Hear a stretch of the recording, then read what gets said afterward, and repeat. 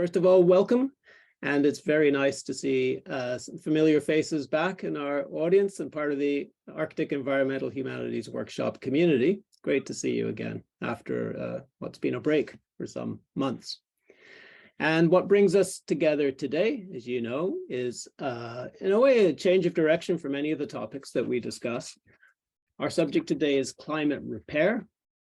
And it's an important topic, and we're very pleased to have an opportunity to look at something that is of great significance, we think, for climate, for governance, and to do so today through the lens of the humanities. We recognize, as we have elsewhere, that there is a climate emergency, but climate repair many people have claimed is in its infancy, others have claimed has not yet begun. Still others would argue, particularly repair is a research program that's in progress. And so for us as a community of humanities scholars, and I use that term in an inclusive, broad sense to include scientists and engineers and those of us who work in social sciences specifically, that wider community of people. Today, we, Adriana and I think, are hoping that we can have a conversation about the parameters of climate repair and governance. How do we go about talking about this issue?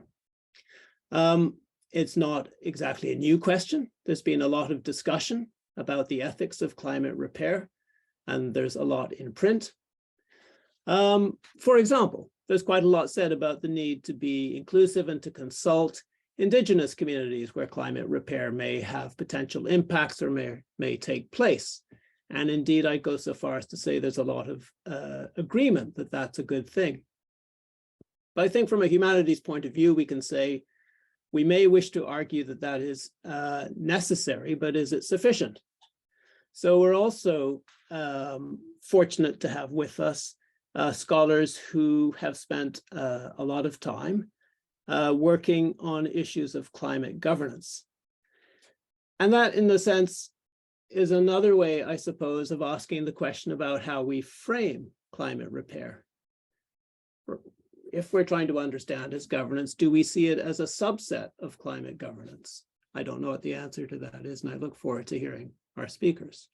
Or is it somehow something distinctive? And to borrow an old-fashioned and somewhat lingering term, is it part of the legacy of this thing called geoengineering, inexact as that may be? So that's what we mean when we say we hope to develop a conversation today that explores the framing of a conversation about what climate repair governance could look like, whether it's the right term and how we go about thinking about it. And we couldn't be happier than to have with us today the group of speakers that we do. We have 5 people, each with a rather different kind of experience, or together a spectrum of experience in looking at governance. Stefanie Mack, who will speak shortly, works at the Center for Climate Repair, a scientist and oceanographer in her own right, and program manager. Erin Dockins, who's a graduate student, PhD candidate at the University of Oregon, and had worked in Cambridge with the Center for Climate Repair, looking at some issues of governance and where climate repair came from historically. I'm really delighted also that from the Pardee Center, we have Henrik Selin, himself a very experienced and much published scholar on climate governance, who has done very extensive studies both in climate governance in the European Union, as well as in the United States around climate change. Similarly, Sonja Klinsky from Arizona State University, who has done extensive studies of, particularly with the UN Framework Convention on Climate Change, a very experienced scholar also for thinking about issues of climate governance. So really delighted that you've been willing to give your time to join us. And last but certainly not least, good colleague Antoinette. Nestor, Dr. Nestor, her PhD is in public law.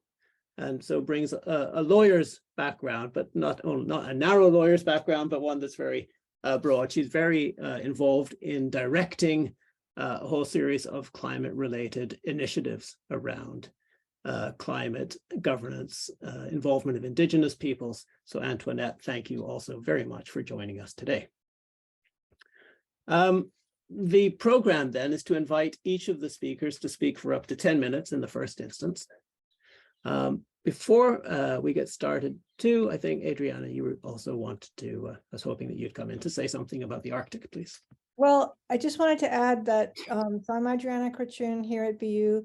Michael Bravo and I have been running this series of symposia on Arctic environmental humanities for several years now, and we usually focus through an Arctic lens. So today's event is a bit unusual in that not everything will be focused on the Arctic, but I do want to bring we will be bringing the Arctic into the conversation because for two reasons, because it is a powerful driver of climate change, and what is happening in the Arctic is happening so fast and on such a profound scale that it has to be central to the conversation, but also because historically the Arctic has been too often seen as a laboratory for outsiders to pursue science in and to investigate and to extract things, including knowledge. So we want to be careful about acknowledging that history as we approach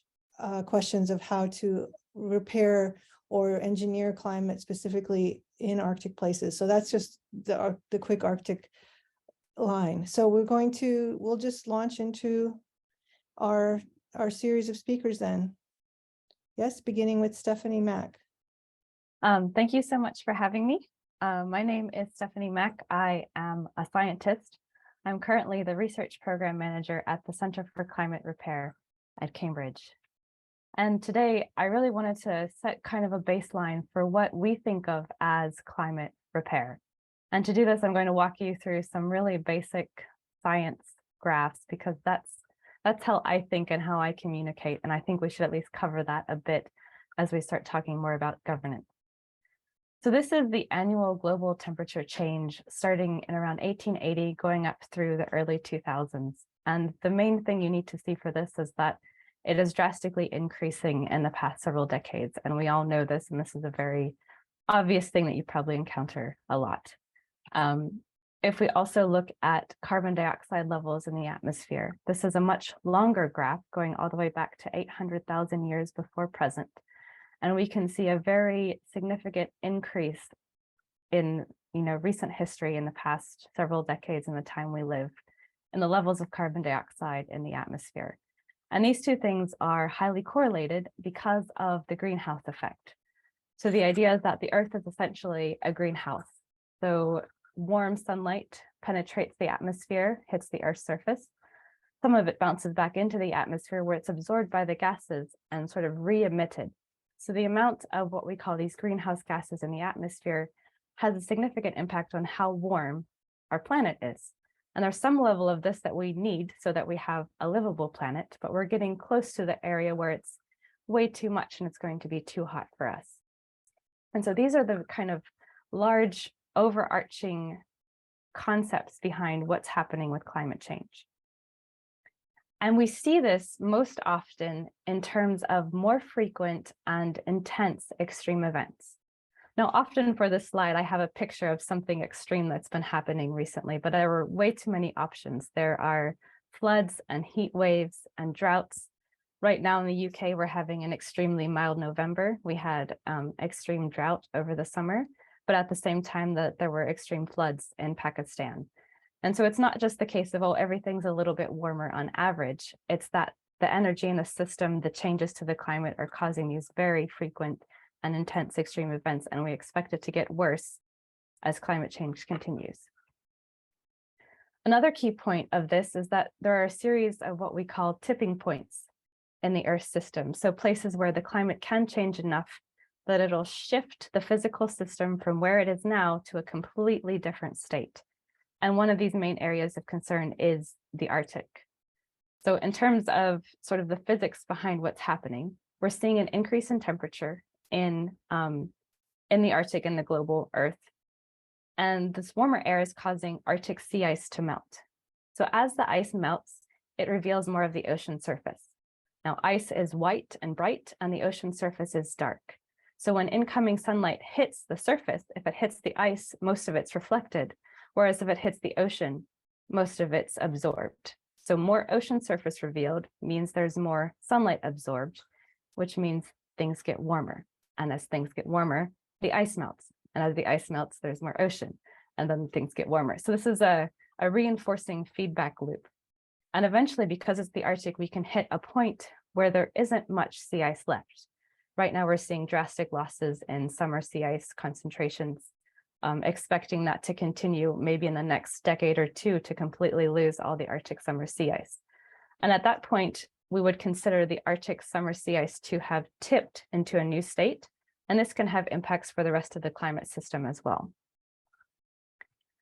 And so these collection of things are what we use to set what I call our climate repair strategy. So the idea is that we have 3 key objectives that we need to address, and we need to address them in tandem. The first is that we need to reduce the amount of greenhouse gas emissions we put into the atmosphere. The second is that we need to remove the excess ones that are already there. So legacy emissions, things we've already done as a planet. And the third is that we need to address some of these critical tipping points. And we have a focus in the center I work in on refreezing the Arctic specifically, because we see that as one of the ones that's going to happen the fastest. It's something we might have a chance to do something about before it gets too extreme. And also because we think that if we put a lot of focus on reduce and remove, we can't do that fast enough for places like the Arctic to be able to recover on their own. We think they will need some sort of intervention, maybe not now, but maybe soon. And so the idea is that we're focused on research in all 3 of these areas so that when the interventions are needed, they're there, they're ready, we can roll them out, the governance is established, the majority of the world is happy with it, hopefully, these sorts of things. So we use this sort of overall strategy to link different projects in different places to keep the focus on needing to do all of it at once, which is, quite a lot to ask. So I work in the research strategy. So how we get from research to rollout, how we determine what goes into the research projects, how to design them so that they incorporate a lot of these big questions. So when I'm looking at our research projects, I ask things like, what's the state of the research? Who is willing to provide funding? What laws, policies, and regulations are required? What are potential co-benefits and financial incentives? And who are key stakeholders? So I'd like to walk you through 3 quick example projects that cover very different aspects of the climate system. So the first is methane oxidation. We're looking at developing a coating that would be applied to the built environment that would oxidize atmospheric methane, which is a greenhouse gas. Right now, this project is in the laboratory. There are idealized studies and not much else. The project is funded through a foundation, and it would be rolled out into a highly regulated industry, which means that once the technology is developed, it has the potential for very fast uptake. There are already mechanisms in place. There are laws and governance. People know how the built environment works, where you're allowed to build buildings, what you can do to them, what's not allowed. In terms of co-benefits, we can look at cleaning and maintenance. The coating that's currently applied to self-cleaning glass is actually composed of the same materials we would be looking at to do this methane oxidation. And the stakeholders that would be most interested, we expect, would be industry, as well as local governments and councils. The second project is marine cloud brightening. The idea behind this project is that we can make clouds whiter in order to reflect more solar radiation. And this is one of the projects where we are considering rolling it out over the Arctic in order to help keep the ice from melting during the warm summer months.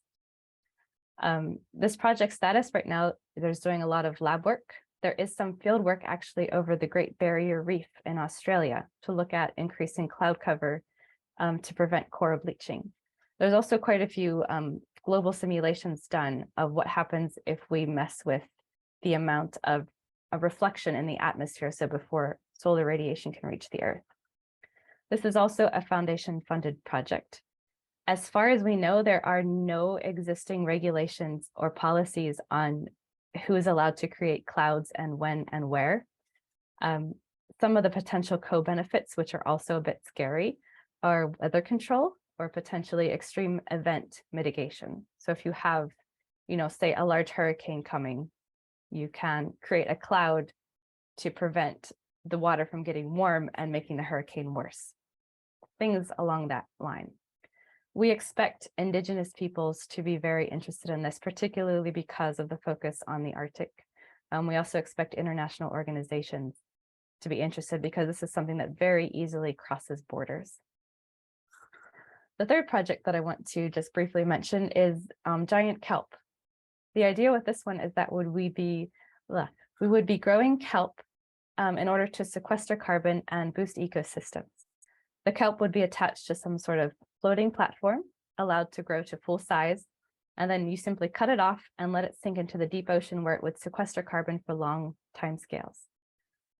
This project has received quite a bit of traction. There are field studies as well as simulations looking into this. We're partnering with a group that's working off the coast of Namibia to grow some of these kelp farms and see what happens, see how much carbon is sequestered and what other benefits it provides. This is also foundation funded, and it's a partially regulated area. So talking about fish stocks and ecosystems, those bits are regulated, but some of it isn't so clear.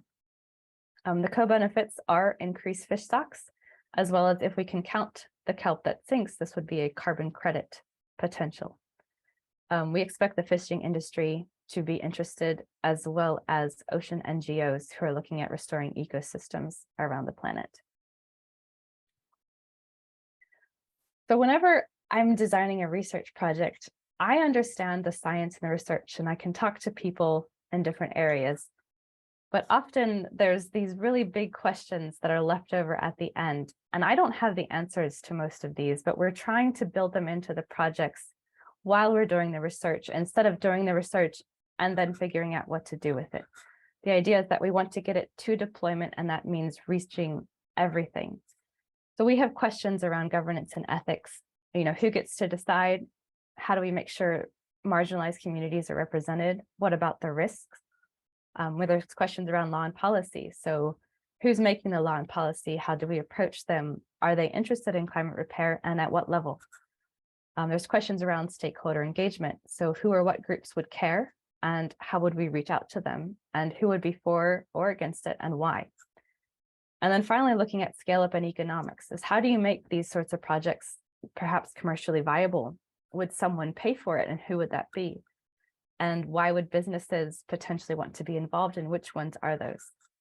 So these are the questions that I ask almost every time I give a presentation, to see who's got information, how we can all work together to get the projects from science or engineering research through something that could potentially be deployed, and deployed well within the earth we live on.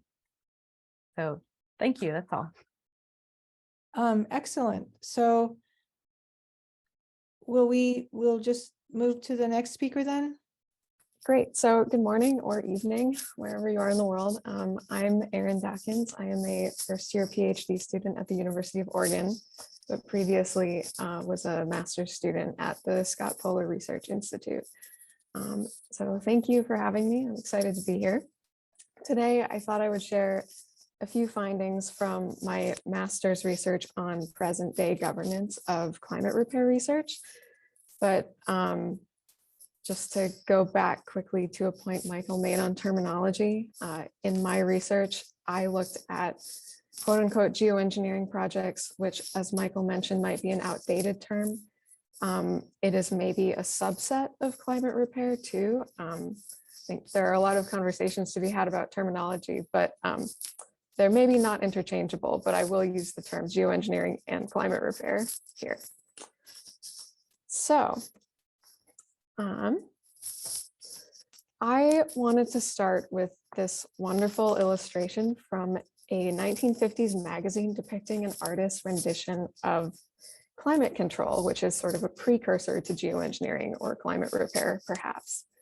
It highlights, I think, a couple of the characteristics that we envision when we think about geoengineering. First, that it's global in scale, and second, that it's like very futuristic. These characteristics, the global nature and this sort of future tense, I think define the way we think about geoengineering governance. Since 2006, when Paul Crutzen broke the geoengineering taboo with a paper on stratospheric aerosol injection, there has been an explosion of academic literature speculating on how we should govern this new technoscience. In reading some of this literature, I identified a few of the main issues that people think geoengineering governance will have to address. To summarize quickly, these are global geopolitical concerns that a state might take unilateral action towards climate repair, that there will be inequitable distribution of unintended negative side effects, that stakeholders will disagree about whether climate repair projects are ethical or not, that there's danger of technological lock-in. That means that we will have to continue to use a technology once we've started, or we will have very damaging ecological consequences. That there's a danger that doing research will discourage decarbonization efforts. That's called the moral hazard argument usually. And finally, that there might be a slippery slope from research to deployment. So these concerns are reflective of the kind of governance of vision of climate repair like the one illustrated in this image would implicate. They're global in scale. They imply the need for international governance, and except for the last two, they deal with deployment and not research. But I think perhaps most salient to my research and what I'm interested in, all of these issues are discussed very much in the future tense. They are about how geoengineering should be governed, but they don't really address how it is governed today, presently. But climate repair research is taking place now, and it's raising unique issues that fall outside of those sort of big six governance categories from the previous slide. So to get a sense of what climate repair looks like today, I wanted to show you this map, which is a collaboration between Geoengineering Monitor and a couple NGOs. As you can see, there are over 1,800 past and present climate repair projects, and none of them, except for a couple that are exploring space mirrors, look very much like the rendering from the previous slide. So all of these projects are taking place in an almost non-existent international regulatory atmosphere. As Stefanie mentioned, for things like marine cloud brightening, there are basically no regulations on the books. Despite all of this speculative discussion about what geoengineering governance should look like, there isn't much happening today. Those that do exist are mostly voluntary, so there is no enforceable regulation for the most part. This dearth of regulation has consequences for ongoing climate repair research, and I wanted to understand what those consequences were. So I chose a couple of the projects on this map to explore and see what I could learn about their governance. Those are the Haida Salmon Restoration Corporation project, which took place in 2012, and the ScopeX project, which is on hold, but was to take place in Kiruna in Sweden between 2020 and 2021. Both of these case studies had well-documented controversies surrounding them, which made it easier to see what issues regarding governance were actually at stake that were perhaps not accounted for in the more speculative climate repair literature, which tends to be geographically non-specific and mostly hypothetical. So from these case studies, I was hoping I might be able to answer a couple questions. First, what is the current state of governance for geoengineering experiments within existing institutions, networks, and structures? And second, how effective are current governance practices or governance structures at enabling responsible research practices and appropriate stakeholder engagement? And I wanted to explore how within this context of a lack of guidance from formal regulation, geoengineering researchers or climate repair researchers designed the governance for their own experiments. And I also thought that using controversies would be useful because as Jack Stilgo, who wrote about the SPICE climate repair project from a few years ago, controversies provide, quote, an early and public airing of the conflicts and terms of contestation that are likely to define a technology's emergence. So it's a window into the disputes surrounding the construction of what stakeholders consider appropriate and acceptable research governance. Just to quickly summarize the case studies, in these both, because of the lack of formal regulation, the researchers had the freedom to design their own governance protocols or not. So the ScopeX researchers, who this is a Harvard project, they designed a very thought out system of self-governance where they had an external advisory committee review proposals prior to undertaking any open air experimentation. And this is becoming a fairly common way that climate repair researchers are structuring their experiment governance. But ultimately for ScopeX, their outdoor experimentation in Sweden was put on hold due to objections voiced by the Sami Council, who criticized ScopeX's self-governance mechanism for a lack of inclusivity, a lack of diverse voices, and a lack of directly critical voices. And they also criticized this governance mechanism for failing to account for persistent power imbalances and colonial legacies that they feel that geoengineering research must address before outdoor experimentation moves forward. The other case study, HSRC, highlighted for me the way that the lack of enforceable international regulation provides avenues of opportunity for quote unquote rogue geoengineers to take unilateral action. But people tend to think that it is states that might take unilateral action, and states are better governed by international regulation than private actors are. So in order to enforce any international regulation on ocean fertilization, for example, which is what this project was, international regulations rely on states to enforce those regulations within their own jurisdiction. So that creates kind of an interesting governance situation. But this case study also showed that even without effective regulation, or at least formal regulation, governance in a very broad sense still happened. There are still checks on quote unquote rogue geoengineers. NGOs, the media, the scientific sphere, they all have a lot of power in deciding what kind of geoengineering research is acceptable. But in both cases, there were very unique socio-political factors that had bearing on how these research programs were governed. And that is essentially my conclusion, that speculative climate repair governance literature and its focus on sort of those big 6 governance issues that I outlined on the first slide don't fully address the range of climate repair research governance issues that can arise when you go into these unique socio-political contexts.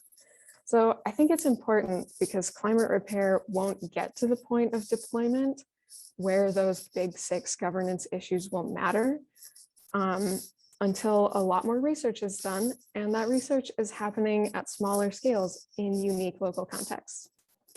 So while I don't want to minimize the importance of the issues raised by speculation about climate repair's possible futures, I think there's a lot of opportunity to analyze past and present climate repair research projects too, to get a better sense of the kinds of concerns and contentions that arise at the research stage of climate repair at smaller scales.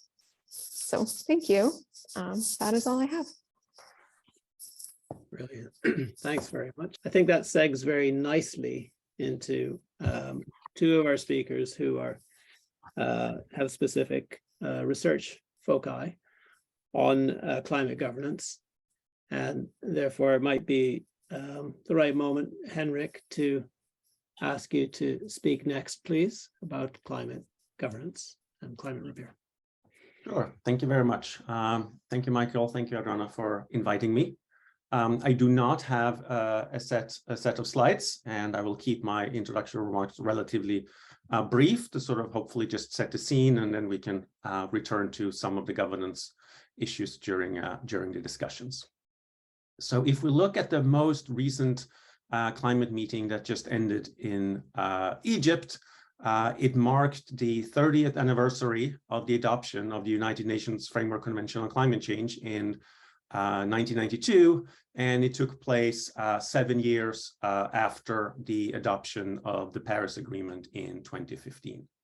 So what has happened over the last 30 years is that the international community, the various countries, together with international organizations, the IPCC and others, have helped to build a global governance framework that is much more extensive now than it was 30 years ago. The problem that we have, however, as Stefanie pointed out, that while we've had this governance framework in place for 30 years, global greenhouse gas emissions just keep going up and up and up. So while on the one hand, the governance structures are there, it's then also very clear that the governance structures are relatively weak, as in the overall goal of the Framework Convention is to stabilize atmospheric concentrations of greenhouse gases at a level that prevents dangerous anthropogenic interference. And it's clear that that's a goal that the international community largely, if not entirely, have failed to actually achieve over the last 3 decades. During this time, we have seen a multiple coalition, multiple countries coming together in different coalitions. On one hand, the global governance of climate change is a story of the global north versus the global south, of industrialized countries versus developing countries. But 30 years of climate politics have also shown that the picture, if you look a little bit more closely, is more complicated than that. As in, you have smaller coalitions of countries around certain issues. It's also clear that the first 10 or 20 years or so of the climate regime, most of the focus was on mitigation. It was about efforts to reduce greenhouse gas emissions, as in the Framework Convention on Climate Change in 1992 is very much set up as a pollution mitigation agreement. But as the mitigation has failed, there have been a greater focus on adaptation.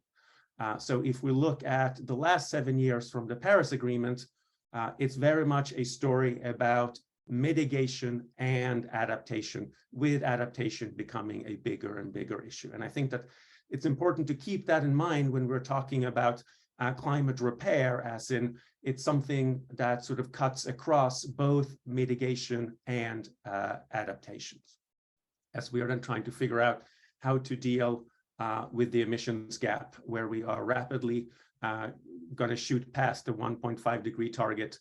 And in all likelihood, we will also miss the 2 degrees Celsius target that is included in the Paris Agreement. So one sort of fundamental question here is, what is the future role of climate repair efforts as part of an overall global governance effort to deal with climate change? And of course, this is then also tied to one of the really big issues that were discussed in Egypt a couple of weeks ago, and that's issues around loss and damage.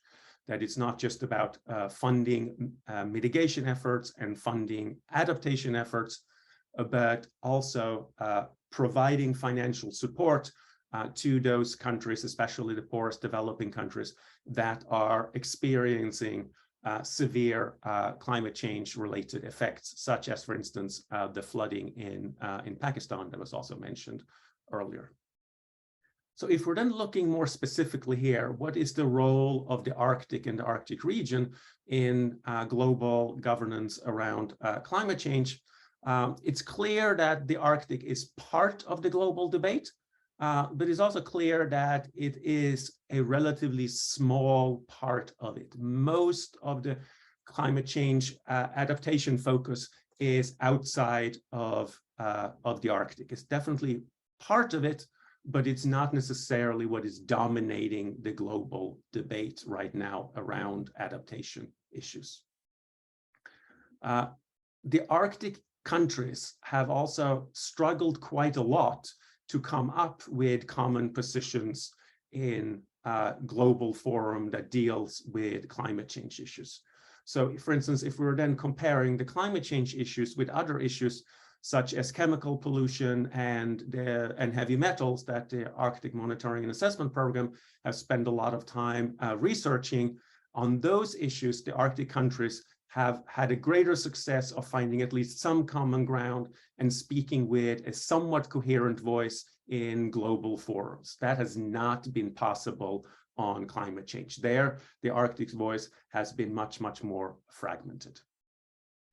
And given all of that, so far, issues of whether we call it earlier geoengineering or now climate repair have played a relatively modest role under the global framework. It's something that sort of pops up occasionally at the Conference of the Parties that is held every year. So it's not that the issue hasn't been there, but it's clearly not an issue that has been dominating the discussions at the different COPs. But moving forward, there's every reason to believe that this is something that will become more prominent, especially as there is still a lot of controversy around both the research into climate repair, but also issues related to potential application and oversight and governance of these efforts. So I will stop there and I will pass it on, and I'm happy to return to any of these broader issues during the panel discussion and the Q&A. So thank you very much. Thank you. Henrik, that was very helpful, actually, in placing our conversation in the context of climate governance. Sonja, if you are ready, over to you, please. Sure. Thank you very much. I'm also not going to use slides. I spend far too much of my time making and looking at PowerPoint slides. So I'm gonna try to speak without slides, if that's okay with folks. So first of all, thanks very much for having me here today. I really appreciate this. Is a super important issue, and I'm glad to be here with all of you. I do come at this from a slightly different angle from many of you. I am a climate justice scholar. I've worked on justice and issues of justice and equity in the climate negotiations for over 15 years. And that is how I frame this issue. So I want to start by just opening the door to how people are thinking about repair here. So when we think about repair, the question that immediately comes up is what is being repaired, by whom, and for which purposes? And this may seem very obvious, especially those of you who have been working in climate repair for a while, but I'm going to argue it's actually not that obvious a question and has really serious implications for how you think about what climate repair is and what the risks of this are as we talk about it and as we use that specific language. So when you think about repair, the idea is to fix something and fix something that's broken. And as we've been talking about today, the way that this quite commonly gets used in the climate science community and the geoengineering community is a focus on emissions. So it's a very clear story about the accumulation of greenhouse gas emissions in the atmosphere and the need to either remove legacy emissions. So for instance, I do some work on carbon dioxide removal in the oceans, which is a clear carbon dioxide removal strategy, or other mechanisms such as stratospheric radiation management, solar radiation management, and various other initiatives. One of the challenges with this, and we see this very, very clearly when we think about what really the mechanics of climate change are, is that it flattens the challenge. So as Henrik mentioned, the climate negotiation framework, Convention on Climate Change, is 30 years old and basically has accomplished very little. One of the key challenges of that is when people started it, they fundamentally misrepresented and misunderstood the scale and complexity of the challenge. Coming after the Montreal Protocol on stratospheric ozone issues, it was a very simplistic notion, and no one really fully grasped the depth of the integration of the fossil economy, the way in which climate change was embedded in the very way in which we live, work, move, think, eat, drink, do absolutely everything. And there was a complete misunderstanding of the fundamental social, political, and economic relationships at the heart of climate change. This is absolutely in no way an ecological issue. It is a social, political, and economic challenge, which is predetermined and shaped by the fundamental way in which we've organized human life on the planet. That means that when we're talking about repair, we have to be very clear. Are we talking about greenhouse gas emissions, which are the symptom of an accumulated way of being on the planet? Or are we talking about the way in which we are on the planet together as humans and with our non-human relations? So if we think about this, what I'm proposing is we need to think about repair in two different narratives. One, if we're talking only about emissions, it makes lots of sense to be talking about a repair context which is focused largely and solely on emissions. If, however, we recognize that emissions are simply a symptom of how we have chosen to live and how we have chosen to exploit others and exploit our natural environment, then the question really is, what is the relationship that has to get fixed?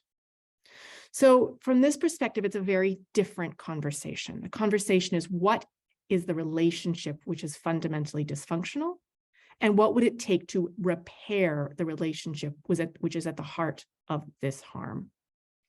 So here I want to really point to scholars like Kyle White, who's done an enormous amount of work trying to articulate the scale of this challenge and why it's important to think about this from a relational lens.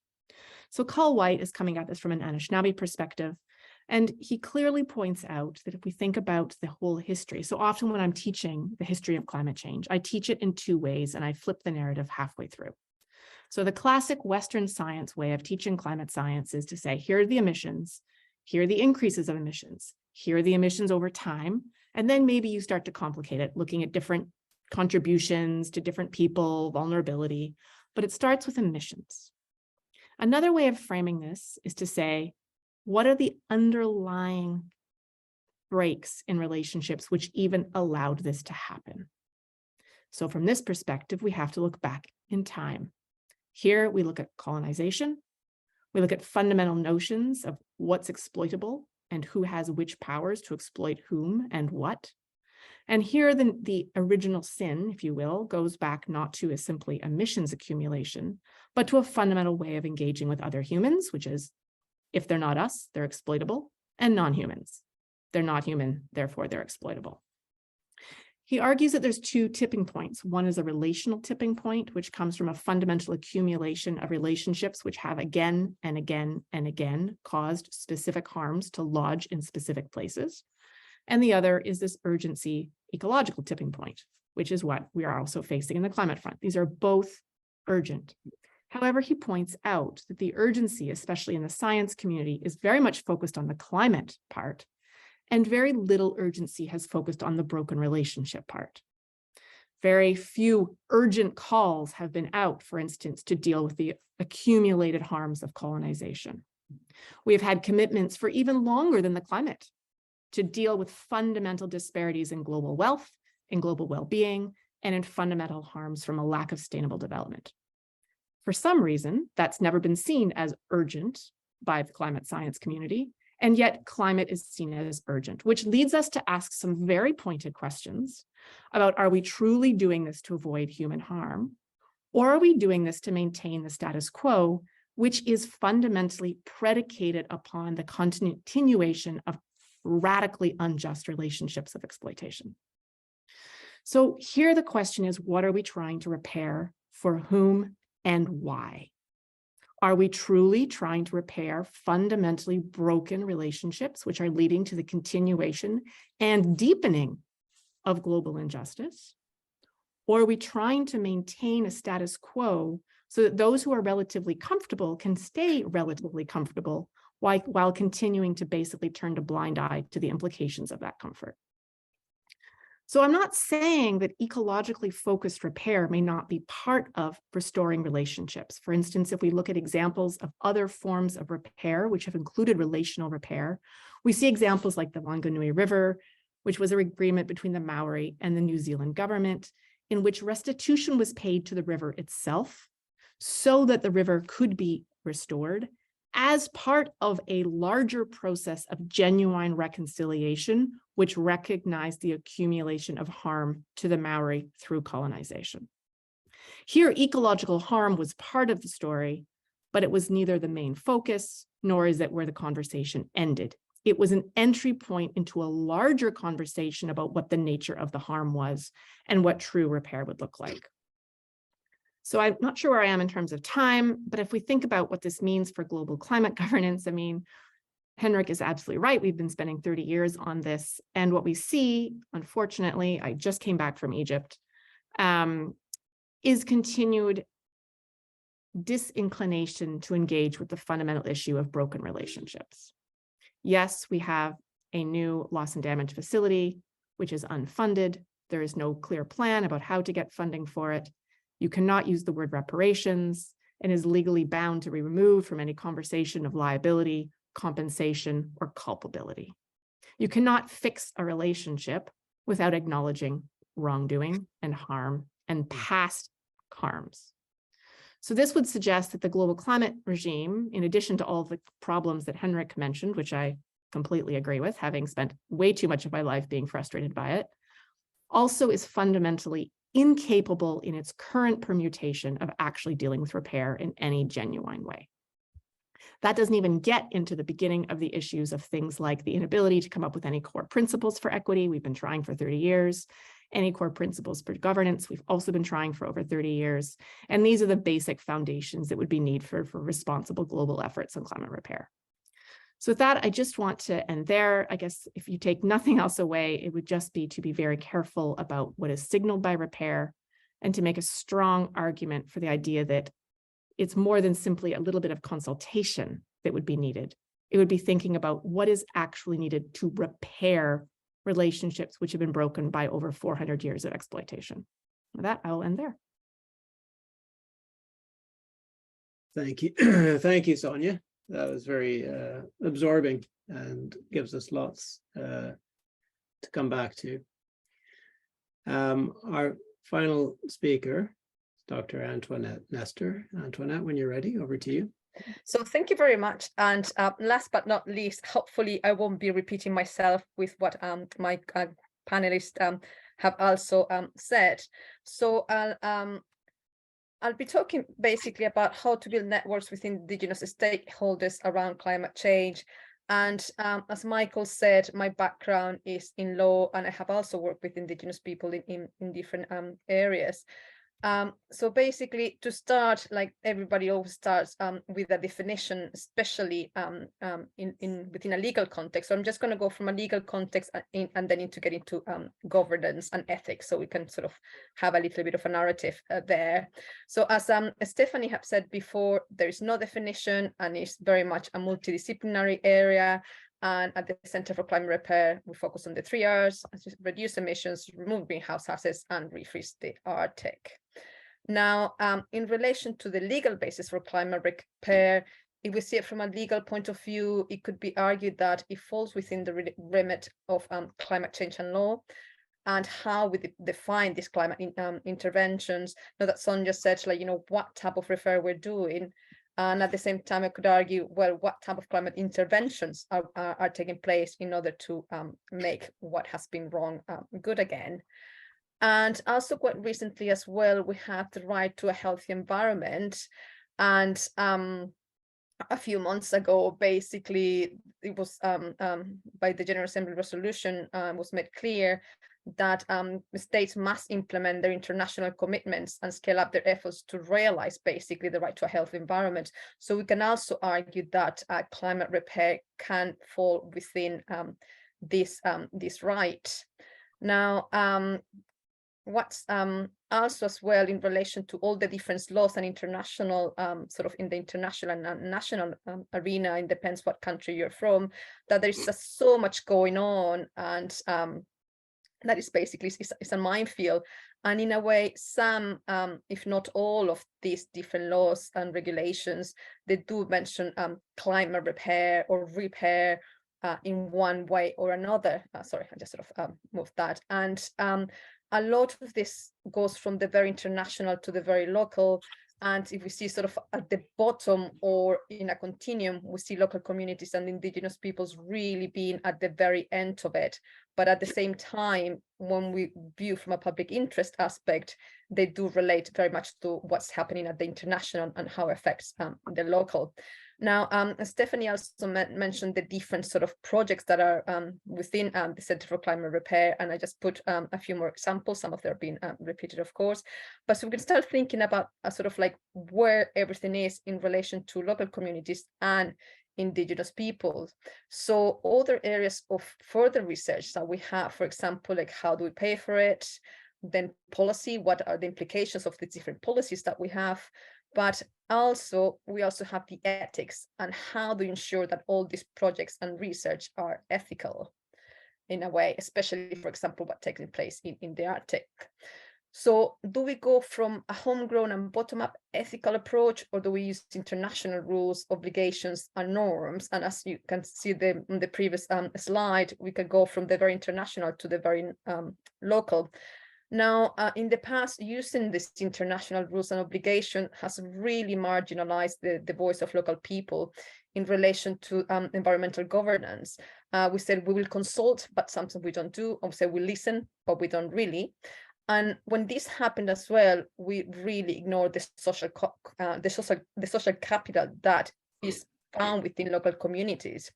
So in my view, this should really form part of the pillars we're preparing any research projects, or when, for example, enacting any laws, is what local knowledge is there. Now, in relation to the relationships, we really need to include a broad stakeholder participation as well as being multidisciplinary. So we have the local, the national, and the international. So where do we fit governance within this whole framework? And in a way, it really has to be at the heart of all of them. And when we speak about governance, I really mean climate change governance. So it's very much like the way that sort of is described in different international documents. And I just took a very simple one for explanation of actually from UNICEF. Is quite handy and very simple without getting into very complicated language. Is basically the process of participation of how we can really have effective climate action, ensuring that we have people's rights. That is like, it is very, very important that everybody's taken into account their perceptions, their interest, and also the right of vulnerable populations. And we consider indigenous communities vulnerable populations. We consider people in the Arctic vulnerable populations because of what is happening. Then, it is imperative that we take them into account. Now, also there was a multi-level system of global climate governance as well has taken place, and it's basically you go from the local again to the global and national, and all those different bodies through whatever part of process they do have a say into what's taking place. Then, of course, how do we go from the international to the national and local level? I know that mentioned about the Arctic people before, but also if when you have time, there's the local communities and indigenous peoples platform that they're also part of the UNFCCC. They do have very, very good sort of coming together of different indigenous voices into like sort of events, and they also take part on, for example, recent COP as well. So it's something that we have to keep in mind, that although it's not promoted and it's not seen, there's also participation. So we just wanted to bring this one of the examples. And then would it really make a difference to include indigenous governance that just go beyond consultation, beyond asking, is this right or not? So we should really try to make it part and parcel of what sort of research we're trying to do, rather than just mere bystanders. We have to like basically empower people and make them agents of what's taking place. So when we speak about the narrative, also we have to go much further than just local consultation. We have to really include, as I said, people, and consultation shouldn't really be enough. Trying to find a role for these communities. For example, it's very simple. Like if you're asking people, like, what type of color would you like your room painted, because the paint is almost gone, they will say, well, I like blue, but then they don't really have a say in what type of blue or in painting the room themselves. So it's like when we put in the shoes of what's taking place, it's complete disempowerment. So that the whole narrative also has to change. So in conclusion, and I've used this quote from it's just the voices of the people are the voices of God, but not in the sense of God seen as sort of like a Christian point of view, but of the voices of God, of people being part of nature and being part of the landscape. And if we don't listen to what they have to say in relation of how they would like to repair their local climate or how they would like to repair the environment, then we're not going to get basically nowhere. And in whatever project or research that we're trying to do, it's always going to fall short. So we also, like, this process of consultation is also understanding the different cultures and the different voices of where we're trying to do all this research. So thank you.